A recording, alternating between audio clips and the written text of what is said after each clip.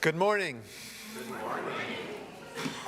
I am Grant Alger. I use he, him pronouns, and I'd like to welcome you to Bucksmont Unitarian Universalist Fellowship's multi-platform worship, where, moved by love, we share lifelong journeys of growth, wonder, and healing, nurturing wholeness in society and spirit, creating a community of justice and compassion. I'd like to give a welcome to everyone joining us online and in person today, members, friends, and those who may be newcomers to our community this morning. As we begin our service, please take a moment to silence your cell phones. Thank you.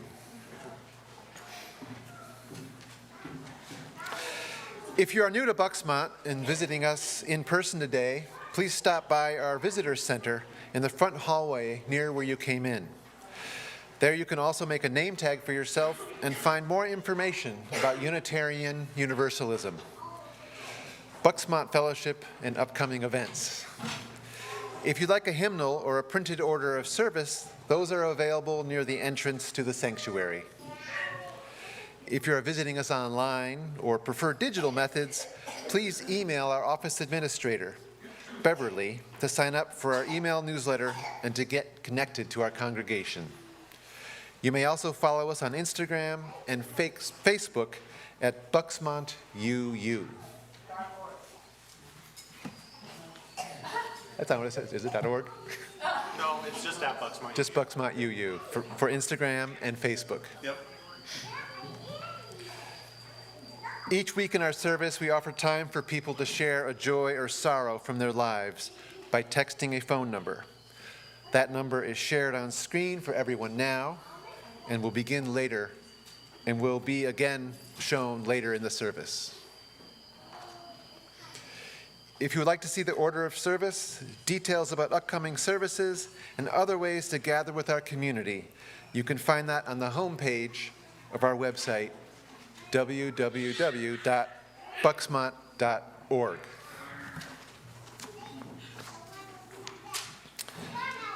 There's a lot happening at Bucksmont, and we'd like to highlight these announcements in particular.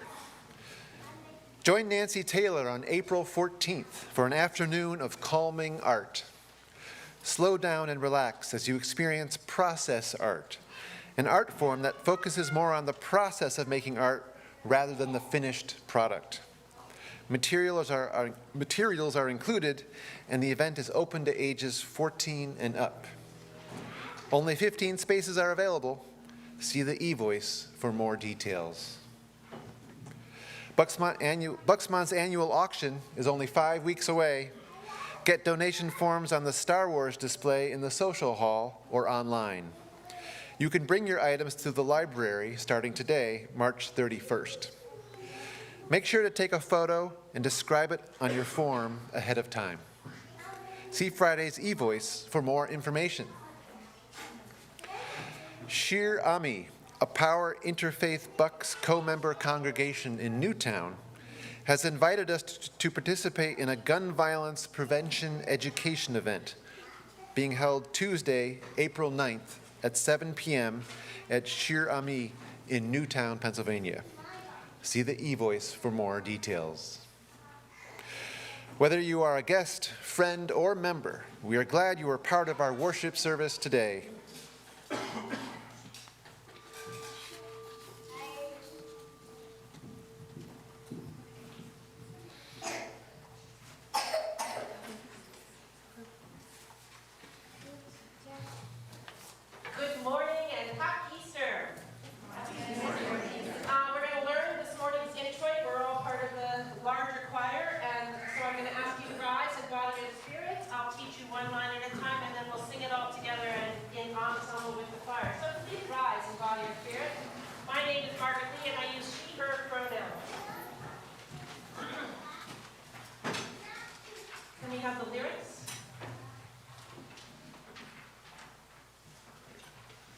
Beautiful.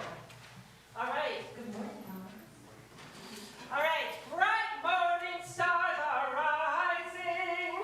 Bright morning stars are rising. Bright morning stars are rising. Bright morning stars Bright morning stars are rising. Day is breaking in my soul.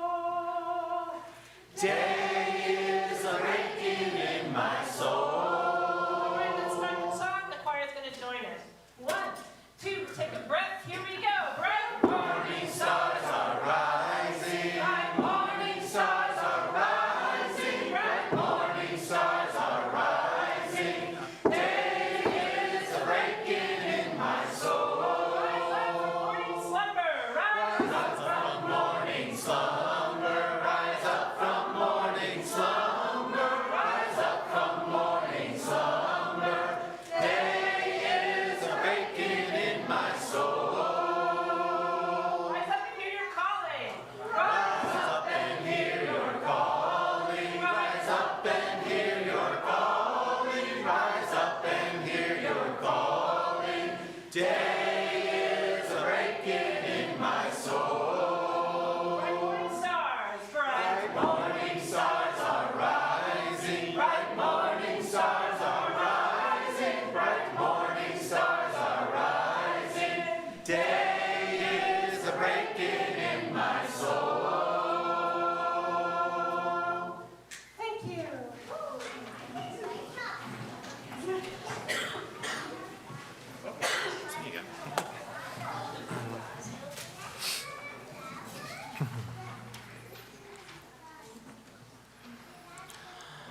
As we gather in our sanctuary, in our homes, or watch from mobile screens almost anywhere, we are all together.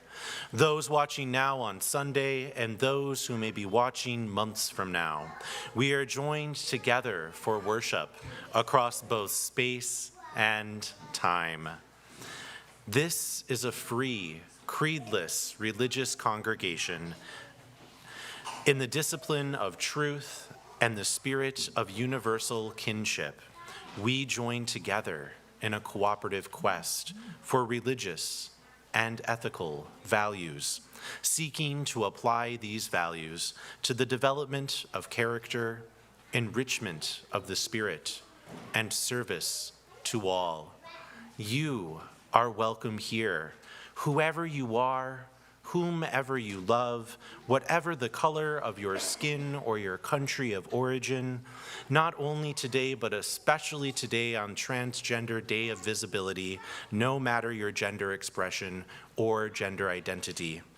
Whatever your age, however you define family, wherever you are at this time, and whatever the source of your faith, you are welcome here.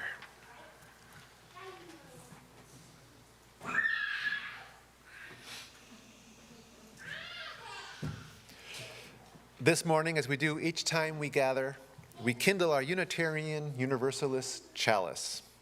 We do so today with words from Paul Stephan Dodenhoff. Joy and grief, health and sickness, light and darkness, peace and anger, life and death, wholeness and brokenness. We each bring all of these here to the sanctuary of unity and diversity for this 1 hour of this one day, and pour them out, commingling the oil of our lives to become the flame of this chalice, the symbol of our shared living faith. Please light your chalice at home. Our common chalice is now lit.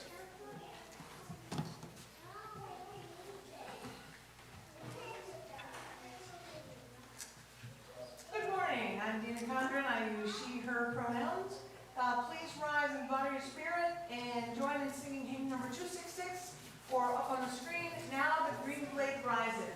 Margaret's going to play the hymns all the way through because we don't do these hymns maybe except once a year, so they might not be as familiar. So here we go.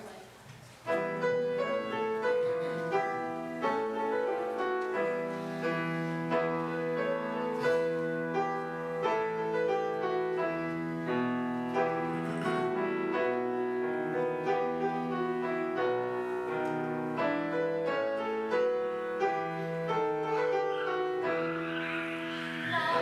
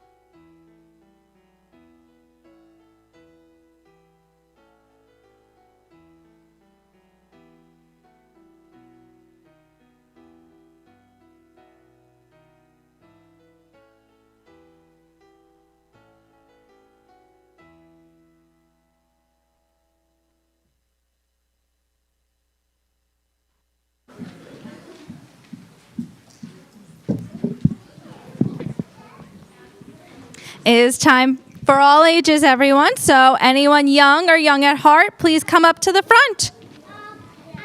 I'd like to show and tell everybody. So Leota, now is, I know you are so excited about your fox, but now isn't a great time. Can we do that a little bit later? Thank you. Perfect. All right, so welcome everyone. Happy Easter. Yeah, my name is Melissa. I use she, her pronouns, and it's so great to see so many young faces here today. So, who knows what today is? Easter! And what is Easter? Why do we celebrate Easter? Because we get to have egg hunts. We'll have lots of fun. There are egg hunts and lots of fun things. Easter Bunny comes. And the Easter Bunny comes, but does anyone know before all of that stuff? You don't know? All right, so springtime, Easter is a big celebration of springtime, and many Christians believe that it is when Jesus was resurrected and was able to join God again. So that is why it's become such a big celebration day, because that's a big day to cheer. And it's a really early spring holiday. So pagan traditions are talking about Easter and springtime. So you get the bunnies and the flowers and the bright pastel colors, which I see so many of today. Because look, there's so many colors up. So many colors up front. So do we want to check out what's in our Wonder Box today? Gigi and Leota, why don't you both come up and do it together, okay? Yes. We did it together. And what's in there? Egg. Eggs. Yeah. And a bunny. And a bunny. All for Easter, right?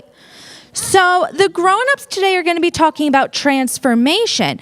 Eggs are a pretty powerful thing that transform, right? All of these eggs are empty, so don't get too excited, guys. So we'll do the Easter egg hunt in a little bit. Here, Here. I'll take these ones. So did anyone else dye some Easter eggs recently? Oh, I did. Only a couple kids? Really? Okay. All right. So we had, not you. So coloring them is one way that we transform eggs, right? And that tradition dates back to the 13th century. That's a really, really, really, really long time ago. Yeah. And then now what do we like to do with the eggs? The plastic ones. Thank you, Wyatt. Put them in a box. Put them in a box. Daniel, do you have any suggestions? I see a half hand there. Yeah, and then do what with them? Hide them, yes. So that's become a fun adventure for kids and grown-ups, right? And what's the deal with this thing? Bunny.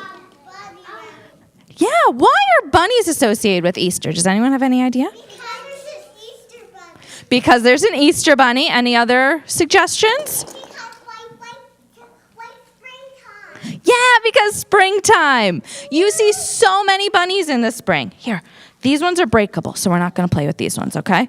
All right. But I bet there are more. Your mom has one. Mommy has one. I don't know why I'm whispering into a microphone. Okay, so, all right, so we are going to go and have some Easter celebrations with downstairs and outside today. Anyone is welcome to participate, but that process is going to be starting now. So let's meet in the lobby, okay? Don't go downstairs yet. Thank you, everyone. Happy Easter.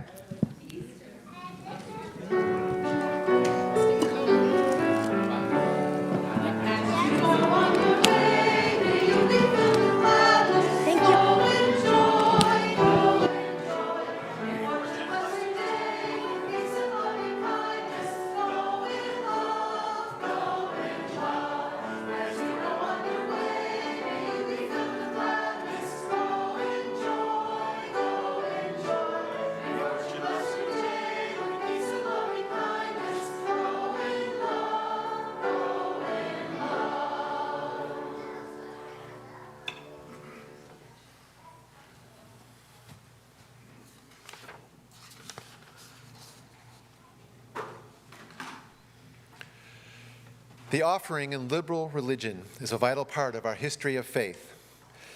As a covenanted community, people who freely choose to be here, our voluntary giving is symbolic of that freedom of choice. Each week at Bucksmont, we share our offering with a different cause or organization in the community. For the month of March, we are sharing with Hands Holding Hearts. Hands Holding Hearts is a nonprofit, community-based bereavement resource supporting children and families through grief. Their mission is to guide and support grieving families, educate about loss, and provide a support network for those they serve. Hands Holding Hearts educates the community by offering consultations on grief-related matters to businesses, schools, churches, and organizations by addressing the systemic impacts of loss. The clinicians of Hands Holding Hearts provide individualized grief counseling for families and individuals encountering death and end-of-life issues. They serve clients starting at 3 years old through older adults. Support groups are also offered. We ask that you participate in our morning offering in one of these ways. You can write out a check to Bucksmont and mail it to the fellowship. You may donate online now or at the end of our worship service, or you may place your donation into one of the baskets as they are passed around. We will now receive the morning offering.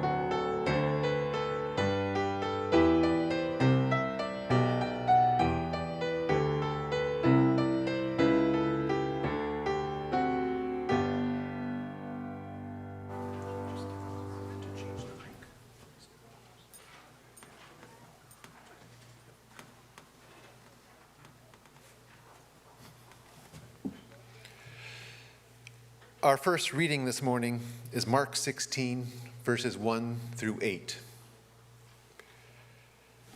When the Sabbath was over, Mary Magdalene and Mary, the mother of James, and Salome bought spices so that they might go and anoint him. And very early on the first day of the week, when the sun had risen, they went to the tomb. They had been saying to one another, "Who will roll away the stone for us from the entrance to the tomb?" When they looked up, they saw that the stone, which was very large, had already been rolled back. As they entered the tomb, they saw a young man dressed in a white robe sitting on the right side, and they were alarmed. But he said to them, "Do Do not be alarmed. You are looking for Jesus of Nazareth, who was crucified. He has been raised. He is not here. Look, there is the place they laid him.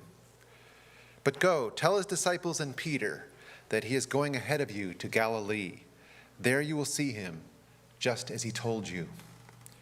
So they went out and fled from the tomb, for terror and amazement had seized them, and they said nothing to anyone, for they were afraid.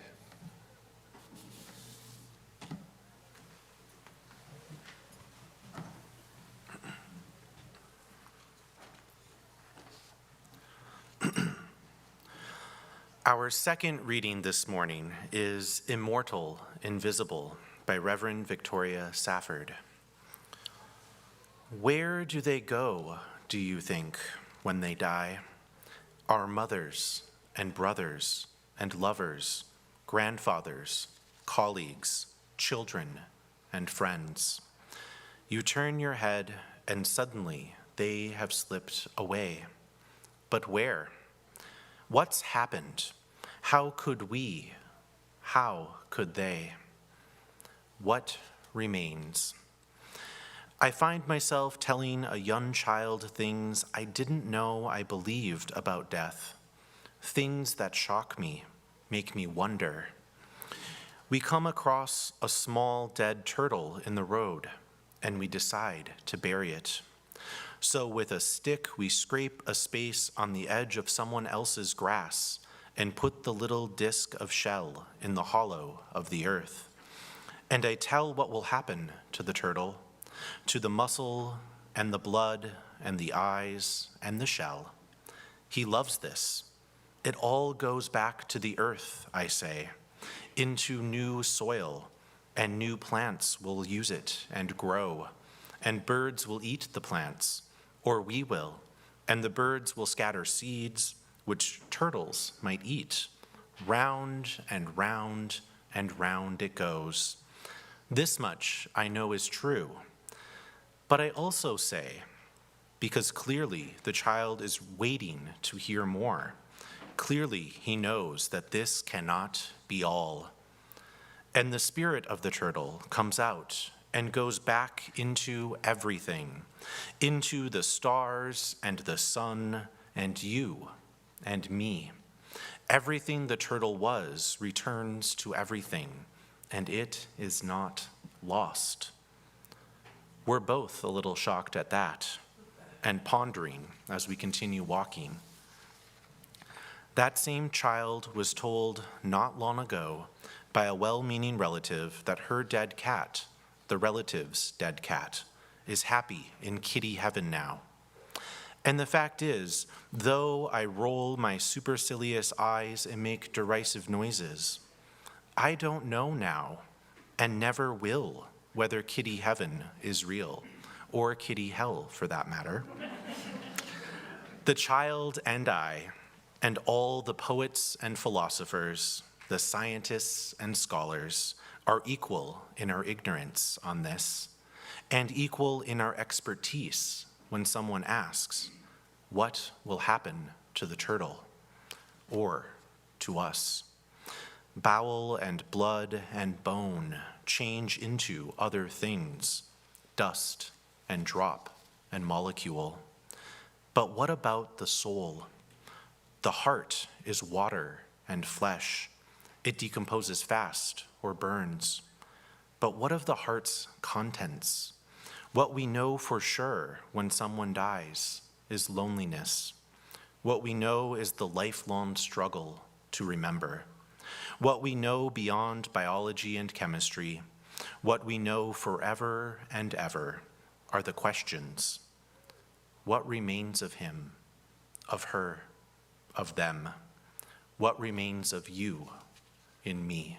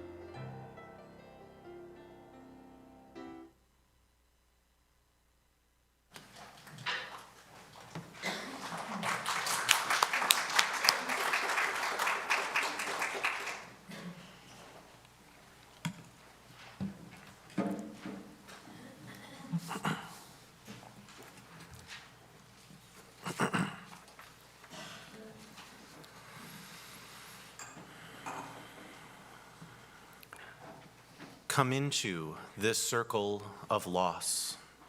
Come into this circle of compassion. Come into this circle of memory. Come into this circle of love. It is good to be here on this beautiful day in this special place for this sad yet very important occasion. Death has called us together, and we have come to say goodbye to one we have loved, as people have always gathered in all times and places and cultures. We have also been called by love. Love for this story, for one named prophet, for the loss of the Son of God, Jesus, and for his family, those who name themselves Christian today. We come bringing many things, wonderful memories, sadness and a sense of loss, our own fears and sorrows and grief. We bring the many ideas, faiths, and practices which inspire and sustain us individually, and here we weave them into a harmony of wisdom and courage and strength. We have each been given a life, a circle of days. Generation follows generation, so that life endures, circle repeating circle. At the end of our days comes death, closing the circle of each life. Within the circle, between birth and death, there is that mysterious and enlivening force which animates us and every living thing. We call this power by many different names, if we name it at all: life, creative force, spirit of life, God, goddess, or perhaps simply love. Like a flame passing from candle to candle, this great power is passed from being to being, from generation to generation. It is the unity of the whole of creation, past, present, and future. Each and every life is holy for being a part of this great progression. Behind all of our differences and beneath all our diversity, it is this unity which makes us one and binds us forever together in spite of time and death and the space between the stars. Each time we say goodbye to one we have loved, we seek to understand and accept again that living means losing those we love and eventually dying ourselves. We have so many different ways of imagining death. Some imagine the separation of soul and body and an eternal life as spirit.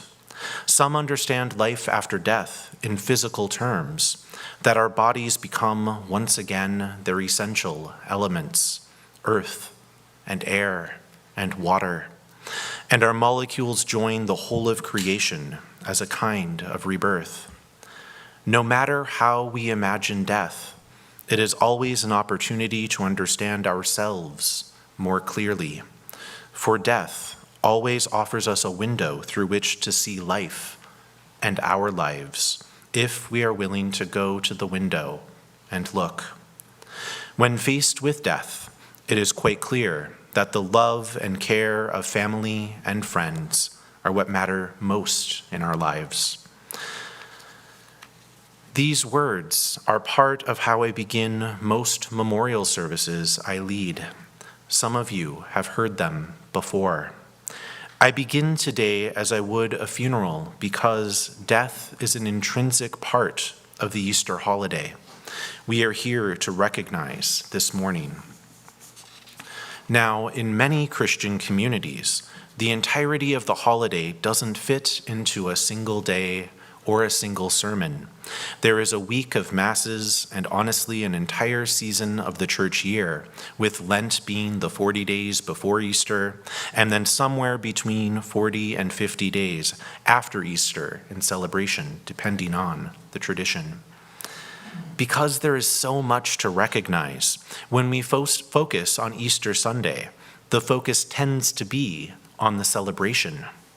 But the celebration of Easter requires loss. In this case, the death of someone deeply central to the Christian story, Jesus. Depending on the scope of the crisis, one's personal world can be upended, but the rest of the world can seem to go on completely unaffected. This can be the experience of those going through a personal grief, the loss of a loved one. Their world is truly torn asunder, and looking around, it seems like everyone else is getting on just fine. Easter Sunday can sometimes feel like that. If you skip over the earlier parts of the story, there is a whole life and movement begun by Jesus. There are messages shared that call our attention to the fracture points of society. What happens in the rest of the Gospel of Mark? Before 3 women arrive on the scene to observe the empty tomb, Jesus causes a lot of trouble, that's what. He is baptized by John, who is later arrested and executed himself. He draws crowds with acts of healing. He teaches in the temple and upsets many, many priests. He breaks the Sabbath and calls into question what traditions we are meant to uphold and what rules can be broken in the service to others. He eats with sinners and tax collectors. He names 12 apostles to spread his message wider than one person, no matter the size of the crowds, could.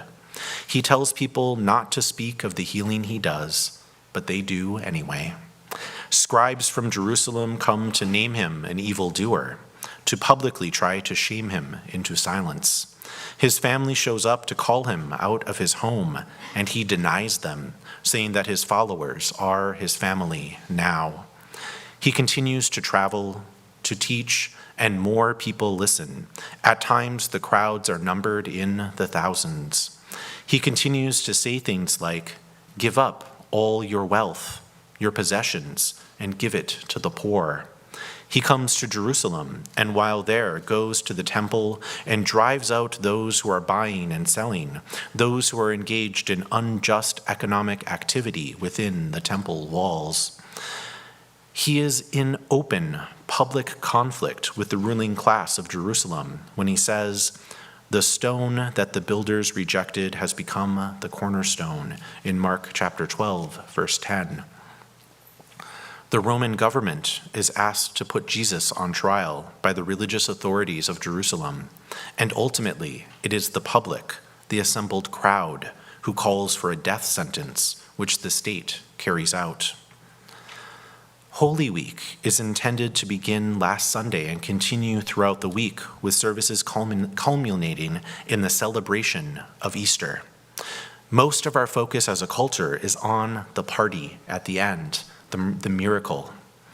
And last week we spoke about the traditions that have become intertwined with this holiday, as we did during our Time for All Ages and as our children are participating in right now. We want to skip the tragic and the uncomfortable.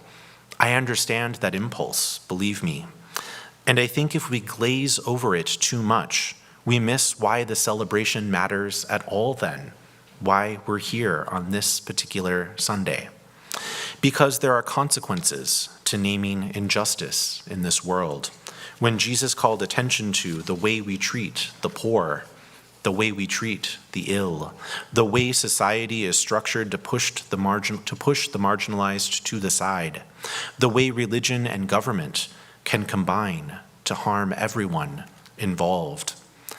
There were consequences. There still are. But what about the miraculous parts of the story? Another intrinsic part of this holiday is the impossible ending to what should be a tragedy. What about the seemingly impossible, improbable moments that give hope and inspire us? The first reading from today of Mark ends in a variety of ways. Today we stopped with verse 8. So they went out and fled from the tomb, for terror and amazement had seized them, and they said nothing to anyone, for they were afraid. According to some scholars, This is the traditional place the story ends. Jesus' body is gone.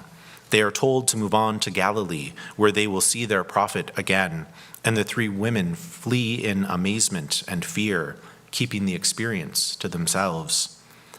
A short addendum is made later that the women tell the apostles, who then spread the good news. And later still, a longer ending to Mark is one in which Jesus appears to Mary Magdalene first, and then to others, who only then, after seeing for themselves, go forth to proclaim the good news that Jesus was raised from the dead.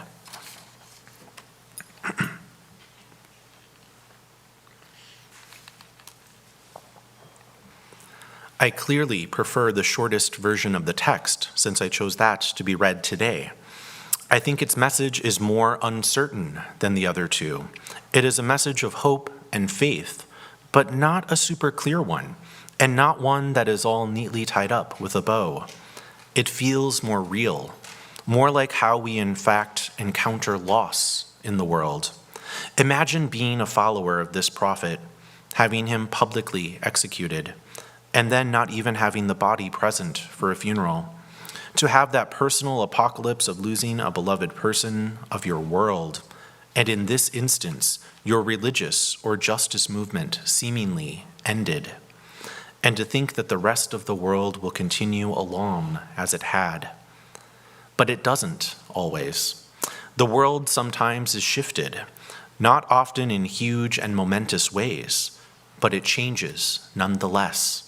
This is the source of the miraculous, whether you hold with the shortest, shorter, or longest ending to the text, or perhaps another reading altogether. The movement continues on. The story isn't truly over in the Gospel of Mark or the Gospels more broadly, which is why we had our second reading today from Reverend Victoria Safford. Where do they go, do you think, when they die? What remains? I find myself telling a young child things I didn't know I believed about death, things that shock me, make me wonder. It all goes back to the earth, I say, into new soil, and new plants will use it and grow, and birds will eat the plants, or we will, and the birds will scatter seeds which turtles might eat. Round and round and round it goes. This much I know is true. But I also say, because clearly the child is waiting to hear more, clearly he knows this cannot be all. And the spirit of the turtle comes out and goes back into everything, into the stars and the sun and you and me. Everything the turtle was returns to everything, and it is not lost. What we know for sure when someone dies is loneliness. What we know is the lifelong struggle to remember. What we know beyond biology and chemistry, what we know forever and ever are the questions. What remains of him, of her, of them? What remains of you in me? In this Easter moment, we are left wondering, what happened to Jesus? What does it mean that he was crucified? And what if he was resurrected? At the end of the scripture passage, the three women become the important next chapter in the story. They are both mourners and messengers. They occupy their places as the possible endpoint of the tradition, or they create the next link, the next generation to keep things moving forward. This is true of each of us who have experienced the loss of someone dear to us. We have an impulse to continue the story of them. The idea of death being the entirety of the story doesn't sit well for us. We crave a then what? And that is one of the primary reasons we human beings have religions. We are working out what to do when we encounter the death of a turtle, a prophet, or the most important person in our lives. We are working out how to live in this world, knowing that we too are mortal, and that to love means to experience loss. The celebration of Easter is about the most unlikely event, the resurrection of Jesus by God after his crucifixion. In that act was the proof that God cared for humanity and that we too would be resurrected. So it was both a foundational miracle for the establishment of Christianity and a promise that humanity and God are in relationship with one another. Here is where I see the miracle as someone raised Christian but no longer Christian. The miracle is that we are talking about this figure at all, that we exist in community together, half a world away, and still just as confused about what comes next, a couple of millennia later. Whether you believe in the divinity, the sacredness pointed to in the text, or whether you hold a religious view completely different from the one at the center of this day, what I believe matters is that the message wasn't completely lost. Those who mourn remember. It is true that the memory, the tradition that grew along with this story, has been co-opted, twisted, and used to cause harm in many ways. But it has also been able to be resurrected to inspire each generation to work more toward love than hate, to create communities rather than kings, to heal and feed. This is the battle in which all human traditions are engaged. What will we remember from the past? What will we use to inspire those who come to us in times of tragedy? What will we gather together to do? And this is the personal battle in which we are engaged. What will we bring forth from the previous generations? What will we end from them as well? Because each successive generation does not repeat verbatim what has happened. Change would never occur if that were the case.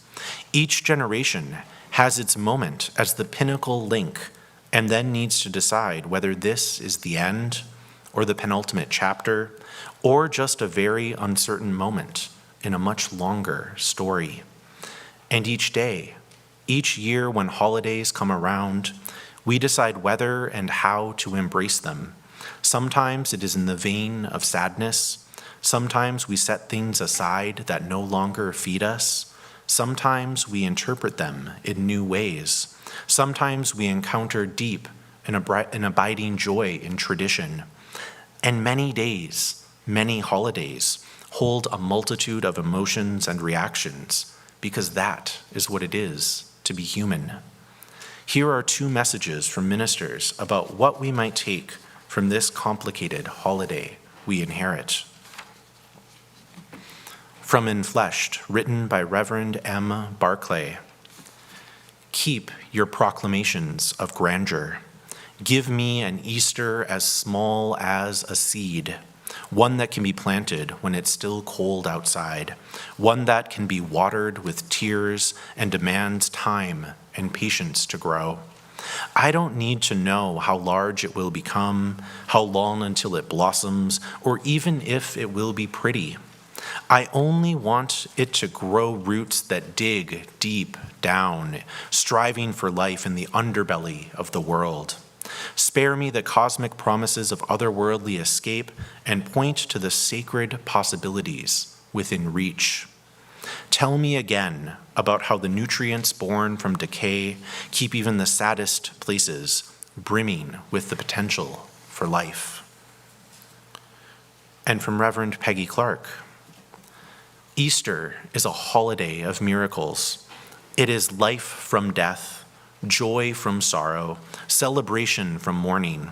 Easter reminds us that all is never lost, that the story continues as long as we are here to tell it. So gather up your worries. We are going to bury them beneath the ground and watch them transform into flowers of hope, pushing through the earth, reminding us on Easter morning that love brings us back to life, calls us from sadness, from grief, from anxiety, into a world renewed and alive, filled with joy once again. The through line of this celebration in the midst of loss, that is Easter is that we human beings are tasked with the important work of composting our experiences in life. We make meaning out of death. We write stories with the actions of our lives, and we transform all that we encounter into the raw material for how we will live into the future.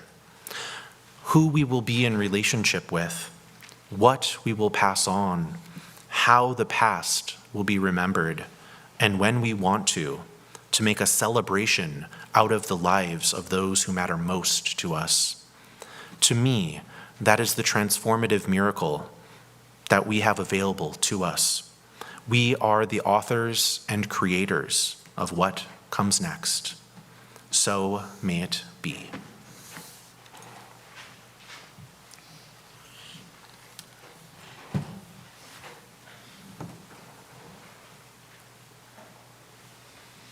And now I invite you to rise in body or spirit and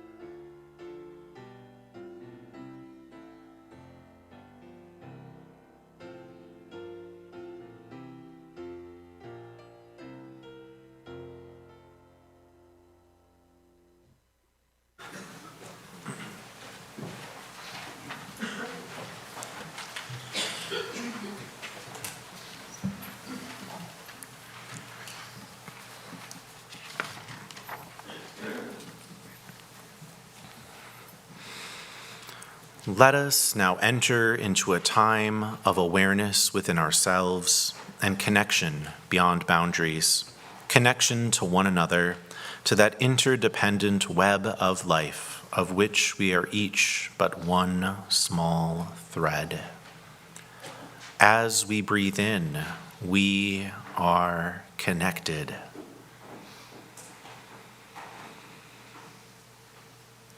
As we breathe out, we are connected.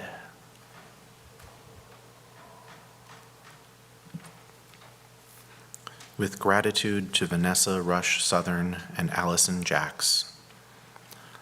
Life is complicated and uncertain, and gorgeous with some things we can count on. It has seasons of struggle and seasons of delight, and sometimes the two blow in and bloom simultaneously, like now, maybe always. And we are here together, all of us from different corners of the world and different families, here, breathing together, questing together, holding each other through it all, laughing and singing in the face of it.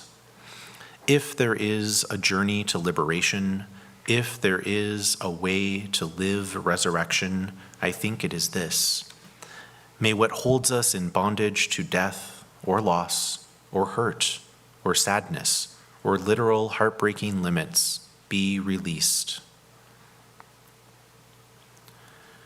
And what gives us life, hope, joy, rebirth, feel invited to claim us, and may we claim them.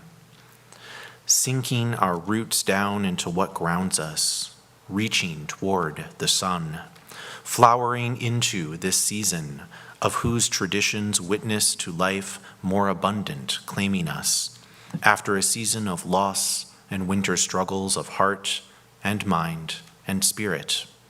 And may we open our hearts to the abundance of creation that surrounds and sustains us.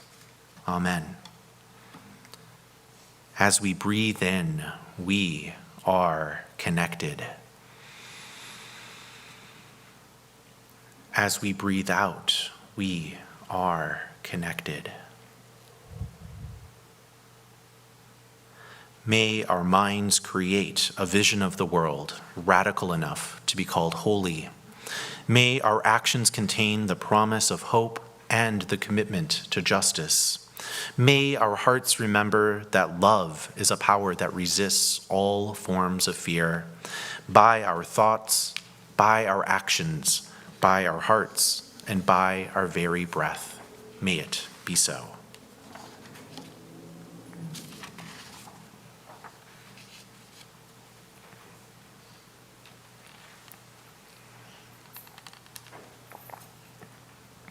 As part of our caring outreach to one another, we set aside a few moments to note both the sorrows and the joys in our lives. In these moments of peace and reflection, we turn our attention to one another. We hold each and all in our compassionate thoughts and the prayers of our hearts. This morning we are placing stones in water. The bowl includes some of the water we gathered as a community back in September, so it contains the love of our congregation surrounding each joy or sorrow. As we add the stones to the water, we add a piece of our own stories to the collective waters of this community, a place that also holds the memories of those who have gone before and anticipates those who have yet to arrive. To share the joy or sorrow you would like held by our caring community, text the number that is now on screen. Please include your name along with your sharing. It is the same number no matter how you join us today, and you can add it to your contacts for future weeks. I will read them aloud, and Grant will add a stone on your behalf. What is shared today will go out in our weekly caring notes for those who cannot be with us this morning. Please remember to include your name with what you share. And now we will add a final stone for all of the joys and sorrows that remain unspoken and deep within our hearts. With stones gathered and remembrances shared, we honor our joys and our sorrows, those shared this morning and the many, many more that remain unspoken and exist beyond words. Through our time together, our relationships are deepened and our community made whole.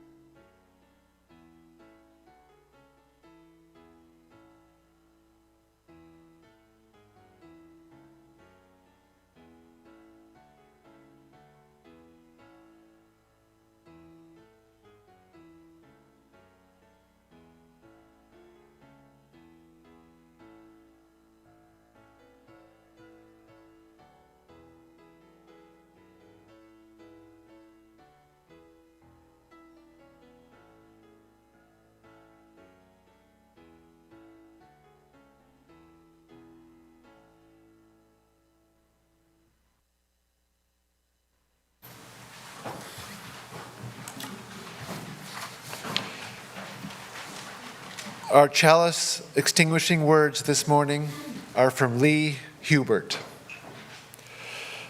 Lighting a candle is somewhat like the beginning of life. If that is true, then perhaps extinguishing a candle is like the ending of life. But death may not be the end of us. We live on in the memories of friends and loved ones. The influence we possessed in life works on, moving persons or causes forward. Let us not forget that most candles have more than one life, and so perhaps may we.